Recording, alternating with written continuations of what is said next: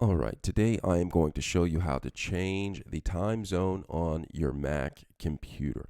But before we get started, don't forget to check the description part of the page where I'll leave links to other videos that I've made that will help you on your way with discovering your Mac and all of its features. All right, so let's get started. I'm going to go to System Preferences, and I get there by going through the Launchpad tab, right? Once I'm in the Launchpad tab, I'll find System Preferences, and I will click on that.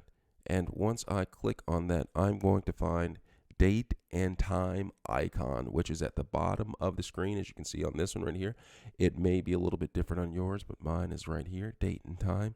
I'll click on that, and then when I'm in here, all right, I can select which time zone that I'm at, okay? But because my computer has a password, I'm going to click on this right here, and it's going to prompt me to enter my password. I'm going to do that.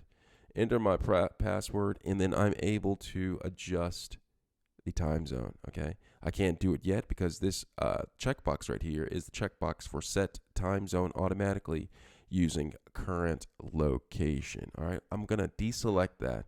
Now, once I deselect that, I'm able to go to wherever I am and select the time zone, all right, that I'm at, all right? And once I'm done, I'm just going to lock this, and then I'll be on my way.